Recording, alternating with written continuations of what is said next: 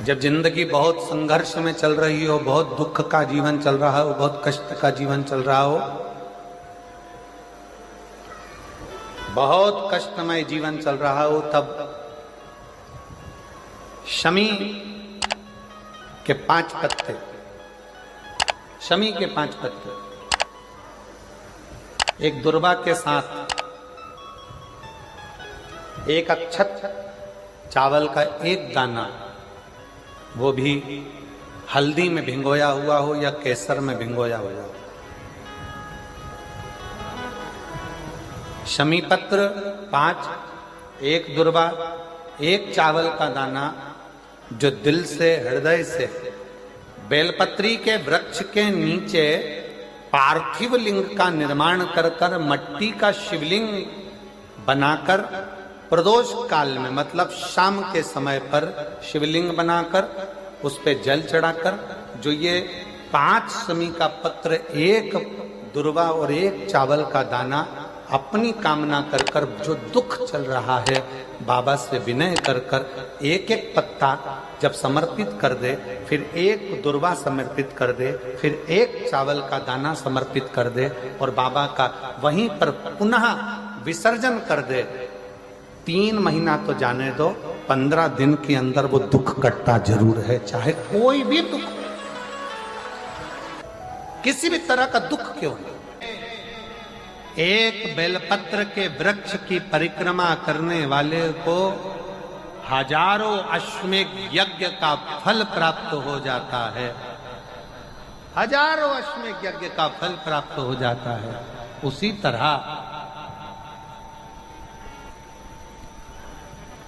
तरह एक पार्थिव लिंग का निर्माण करने वाले को, मिट्टी का शिवलिंग का निर्माण कर कर पूजन करने वालों को 12 ज्योतिर्लिंग के शिवलिंग के दर्शन का पुण्य फल प्राप्त।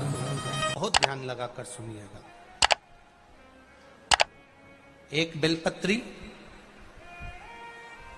और उस बेलपत्री में एक चंदन की बिंदी और एक अक्षत का दाना मात्र रखकर भी अगर शिवालय पर चढ़ा दी जाती है, एक बेलपत्री, एक चंदन का बिंदी, और चंदन फिर निवेदन करेंगे आज के जमाने में तुम लोग सब घिसा घिसाया, पड़ा पड़ाया, डब्बी का सामान ले लेकर, वो नहीं, चंदन की मुठिया रखो, थोड़ा सा भी घिसो, जरा सा भी घिसो, उसकी एक बिंदी और एक चावल का दाना जब हम भगवान देवादिदेव महादेव को समर्पित करते हैं, अपनी कामना कर कर समर्पित करते हैं, तो निश्चितता है, पुराण की कथा कहती है, शंकर भगवान उसका फल शीघ्र प्रदान कर देते हैं। भले आपने कुछ करा ना करा, उसका फल तुम्हें मिल जाता है। में जाना, लोटा भरकर जल समर्पित करना, और कभी तुम्हारे जीवन में अगर तुमको लग रहा है कि मैं दुखों से पीछा छूट ही नहीं रहा, तब उस जगह पर बेलपत्री के मध्य भाग में पीला चंदन, ये जो पत्ती है और ये 2 पत्ती हैं, ये बड़ी पत्ती और ये बीच की जो 2 पत्ती हैं, इसके बीच में जो डंडी का भाग रहता है, जो बीच में डंडी का जो भाग है, बड़ी पत्ती और ये 2 छोटी पत्ती के मध्य में जो डंडी का भाग है, उस डंडी के भाग में पीला चंदन और एक अक्षत पीला, शंकर भगवान को आप अगर प्रदोष काल में समर्पित कर रहे हैं, तो ये निश्चित है कि धीरे धीरे कर कर वो दुख समाप्त होगा, वो दुख कटेगा ही। अंतर्गत वर्णन किया गया शंकर भगवान की आराधना में, शिव की आराधना में, जब तुम्हें लगता है कि तुम्हारा व्यापार नहीं चल रहा, कोई तुम्हें धोखा दे रहा है, लक्ष्मी नहीं आ रही, बहुत चिंता में पड़े हुए हो, बहुत टेंशन में जिंदगी चल रही है, बहुत बीमारियां तुमको घेर ली है और चारों तरफ अंधेरा ही अंधेरा नजर आ रहा है, तुमने विचार करा अब मैं तो मर जाऊं तो अच्छा, मैं सुसाइड कर लूं तो अच्छा, मैं मर जाऊं तो अच्छा, तो मरने से पहले एक काम कर कर देखना, शंकर भगवान की आराधना कर कर देखना, शिव पर एक लोटा जल चढ़ा कर देखना, और ज्यादा चिंता, ज्यादा टेंशन हो तो बेलपत्री के जड़ को घिसकर उसका चंदन बनाकर शंकर को लेपन कर कर उसकी भी आराधना कर कर देखना कि बेल चंदन का फल क्या। बेलपत्र, एक बेल, ये कोई साधारण नहीं, एक बेलपत्र एक बेल, ये कोई साधारण नहीं, एक बेल। इसकी नीचे की डंडी से लेकर ये दो पत्तियां जहां लगी हैं और दो पत्ती से लेकर ये बीच की जो पत्ती है उसमें जो गैप है, उसमें जो जगह है, दिख रही है आपको? ये दो पत्ती से लेकर बीच की पत्ती के बीच में जो जगह खाली रहती है, 33 कोटि देवी देवताओं विराजमान रहते हैं इस बीच की जगह में। जब शिव जी को चढ़ाया जाता है तब इस पत्ती के बीच की जगह शंकर के शिवलिंग पर रखा जाता है, तो शिव जी इतने प्रसन्न होते हैं कि मेरी स्तुति करने के लिए ये भक्त 33 कोटि देवताओं को लेकर आया है, मेरी स्तुति करने के लिए। लोग चावल लाए, लोग अंबारियां लाए, धन लाए, दौलत लाए, संपदा लाए, पर एक शंकर का भक्त ऐसा होता है जो एक बेलपत्री के रूप में 33 कोटि देवताओं को, 64 योगिनियों को, आदि शक्तियों को शंकर को समर्पित करता है। कितना सुंदर संवाद है, कितना सुंदर बात कही कि भूल से भी किसी तीर्थ में नहीं गए, कहीं हमने गौदान नहीं करा, कहीं हम किसी तीर्थ में नहीं गए, हमने कहीं गौदान नहीं करा, हमने कहीं ब्राह्मण भोजन नहीं कराया, हम कहीं गंगा यमुना कावेरी सरस्वती नर्मदा छिपरा पुण्यवान नदी में हम स्नान नहीं कर पाए। शिव महापुराण की कथा कहती है भूलवश भी अगर पिपलेश्वर या बटकेश्वर किसी शिवालय पर भूल से भी अगर एक लोटा जल चढ़ जाता है तो देव अधिदेव महादेव सारे तीर्थों का फल अपने आप प्रदान कर देते हैं। भूल से भी चढ़,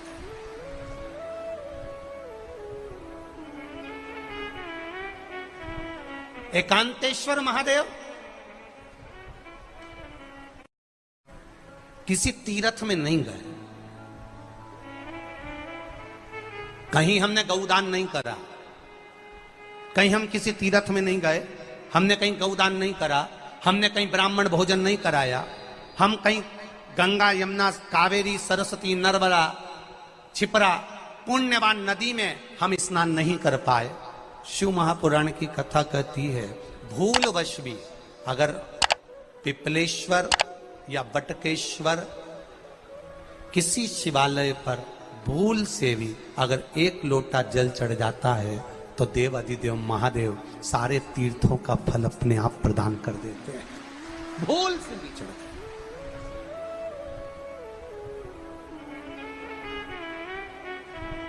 एकांतेश्वर महादेव जो कि एकांत में बैठा हुआ है, एकांतेश्वर महादेव अकेला बैठा है अलमस्त होकर। आप जा रहे हो गाड़ी लेकर, आप 4 व्हीलर गाड़ी में जा रहे हो, ट्रैक्टर में जा रहे हो, ट्राली में बैठकर जा रहे हो, क्रूजर में बैठकर जा रहे हो, 2 व्हीलर गाड़ी में बैठकर जा रहे हो और एकांतेश्वर महादेव का मंदिर दिख गया, कोई एकांत में, भले उसका नाम नहीं मालूम तुमको कि कौन सा महादेव, पर अकेला बैठा है जंगल में, वृक्ष की छांव में, एक ओटले पर, कोई दीवार नहीं, कोई जाली नहीं, कोई गेट नहीं, कुछ भी नहीं।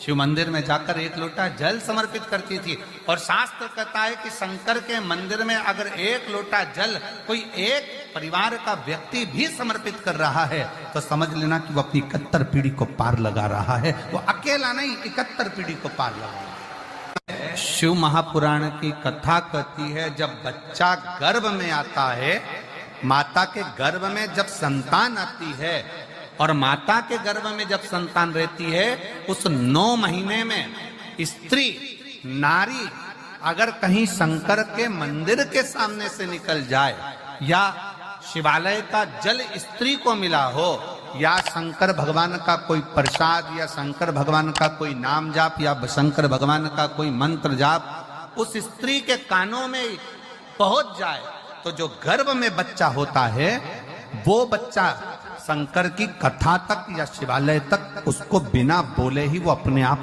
चला ही जाता है, पहुंच ही जाता है। उस गर्भ में रहने वाले बच्चे को भगवान शंकर के मंदिर के सामने से भी कोई गर्भवती स्त्री निकल कर चली जाती है तो उसका भी फल उसको प्राप्त हो जाता है।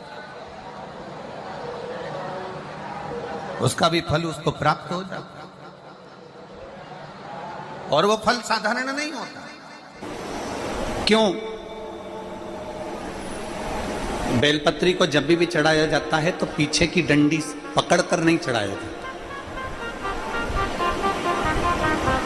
बेलपत्री को चढ़ाने के लिए मध्य भाग को, जैसे यह बेलपत्र होता है तो इसका मध्य की जो डंडी होती है, मध्य भाग होता है बेलपत्री का, तब मध्य भाग को पकड़कर हम भगवान शंकर को बेलपत्र समर्पित करते हैं। कोई भी बेलपत्र ऐसे नहीं चढ़ाता कि डंडी पकड़ के चढ़ा दिया, फिर पीछे की डंडी पकड़ के चढ़ा दिया, फिर पीछे की डंडी पकड़ के चढ़ा दिया, फिर डंडी पकड़ा फिर चढ़ा दिया ना। मेरे देवादिदेव महादेव को जब भी बेलपत्र चढ़ाया जाता है तो मध्य भाग, पीछे की डंडी पकड़कर नहीं, मध्य भाग से भगवान शंकर को बेलपत्र समर्पित किया जाता है। मध्य भाग से जब भी पकड़ेंगे तो मध्य भाग को पकड़कर बेलपत्र समर्पित करेंगे। क्यों?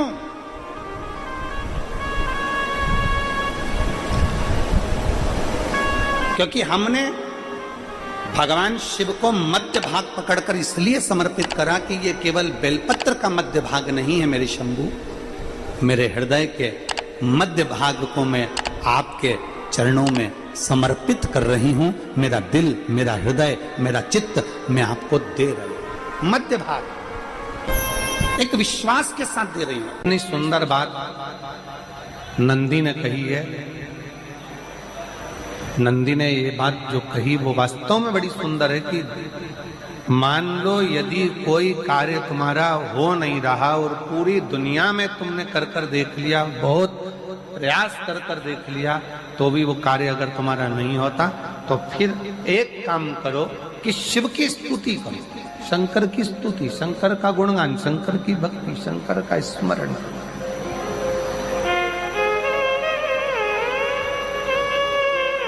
फिर शिव की स्तुति करिए, शंकर से विनय करिए, शंकर से निवेदन करिए, शंकर का गुणगान करिए।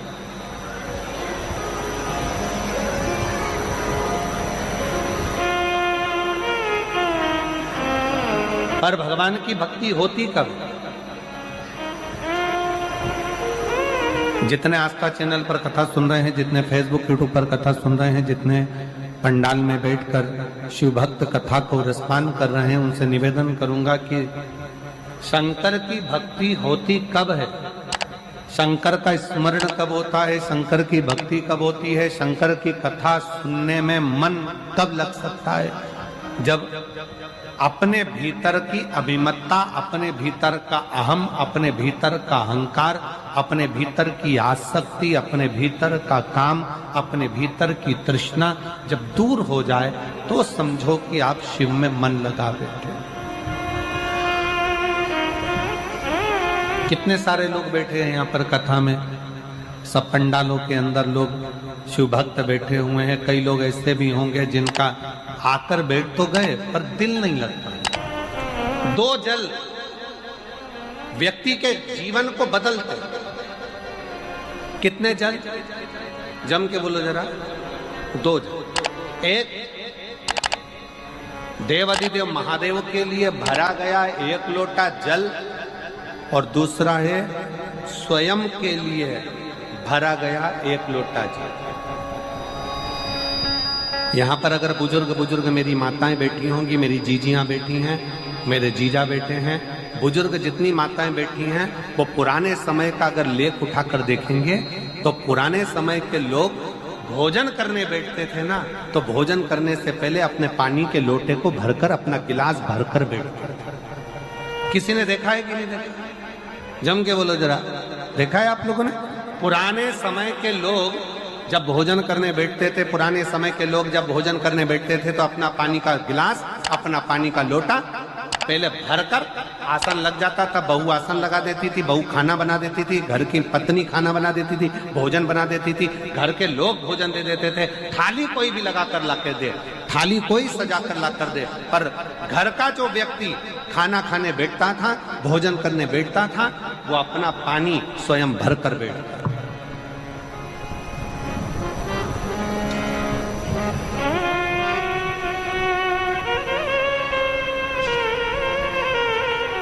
अब आज के जमाने में दुनिया के लोग कहते हैं मैं दुकान चला रहा हूं, दुनिया के लोग कहते हैं मैं घर चला रहा हूं, दुनिया के लोग कहते हैं मैं ये कर रहा हूं। तुम अपना खुद का पानी भरकर तो बैठ नहीं रहे और कह रहे हो कि घर चला रहा हूं।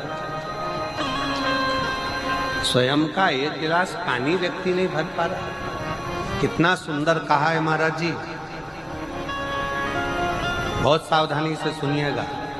दो जगह का जल व्यक्ति के जीवन को बदल देता है। एक शिव के लिए भरा गया जल और दूसरा स्वयं के लिए भरा गया जल।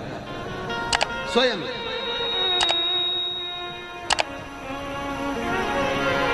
शंकर के मंदिर में जा रहे हो, एक लोटा जल अपने घर से भरकर लेकर चले जाओ और अपने घर में जब तुम भोजन करने बैठ रहे हो, जब तुम रोटी खाने बैठ रहे हो, भोजन करने बैठ रहे हो, भोजन ग्रहण करने बैठ रहे हो, जब तुम भोजन को ग्रहण करने के लिए बैठ रहे हो, तब अपने घर में जब तुम भोजन ग्रहण करने बैठ रहे हो तो एक लोटा जल या एक गिलास पानी भरकर बैठो। बहू अच्छी है, पानी भरेगी, मना नहीं है। बेटा अच्छा है, पानी भरेगा, मना नहीं है। पोता अच्छा है, पोती अच्छी है, नाती अच्छा है, पंती अच्छा है, घर में सब अच्छे। तुम्हारी पत्नी भी अच्छी है, तुम खाना खाओगे तो वो पानी ला कर दे देगी। तुम्हारी बहू भी अच्छी है, तुम भोजन करोगे तो वो पानी ला कर दे देगी। तुम्हारा परिवार का हर व्यक्ति अच्छा है, तुम्हारा कहना मानता है। तुम जिमने बैठोगे, भोजन करने बैठोगे तो वो पानी ला कर देगा। पर शिव पुराण की कथा कहती है, जो व्यक्ति भोजन करते समय अपना जल स्वयं भर कर बैठता है, उसकी जिंदगी में से 3 रोग समाप्त हो जाते हैं। कितने रोग समाप्त हो जाते हैं? 3। पहला, अपना जल स्वयं भरकर बैठने वाले के घुटने का कभी भी डॉक्टर उसके घुटने बदलने का बोलेगा ही नहीं, घुटना बदल ही नहीं सकता। स्वयं का जल भरकर बैठे। दूसरे नंबर पर, जिसकी रीढ़ की हड्डी में कमर से लेकर कंधे तक जिसकी हड्डी में दर्द होता हो, या जो सुबह सुबह सोकर उठता हो और उसके कंधे दुखते हो या पीठ दुखती हो। दूसरे नंबर का रीढ़ की हड्डी का दर्द। और तीसरे नंबर का, डॉक्टर को दवाई खा खा कर परेशान हो गए और आधा सिर का रोग, भुकुटी, ये भौएं दुखती हो, सिर दुखता हो, ये कान के पास का दर्द होता हो, तो अपना भोजन करते समय अपना पानी स्वयं भर कर बैठो। आपको ये 3 रोग से मुक्ति अपने आप मिलना प्रारंभ हो, अपने आप। अब किसी ने कहा, गुरुजी पत्नी पानी ला कर देती है, पति पानी ला कर देता है, बेटा पानी ला कर देता है, बहू पानी ला कर देती है, पोता पोती पानी ला कर देते हैं, नाती पंती पानी ला कर देते हैं, नौकर लगे घर में वो पानी ला कर देते हैं, सेवादार लगे घर में वो पानी ला कर देते हैं, तो हमको पानी लाना क्यों जरूरी है? तो अग्नि पुराण में वर्णन आता है कि जो घर में पानी जिस मटके में भरते हो, जिस हंडे में भरते हो, जिस बाल्टी में भरते हो, जिस टंकी में पानी भरते हो, पीने का पानी जिस हंडे में, मटके में, बल्टोई में, जिस गगरे में तुम भरते हो, वो स्थान पितरों का स्थान रहता है। जब हम पानी भरकर भोजन करने बैठते हैं तो हमारे पितर भी उस स्थान पर आकर निश्चित जगह पर बैठते हैं, और जब हम भोजन ग्रहण करते हैं तो हमारे पितरों के भाव का आशीर्वाद हमारे ऊपर पड़ जाता है, जिससे हमारे 3 दर्द समाप्त हो जाते। स्वयं भरो, स्वयं।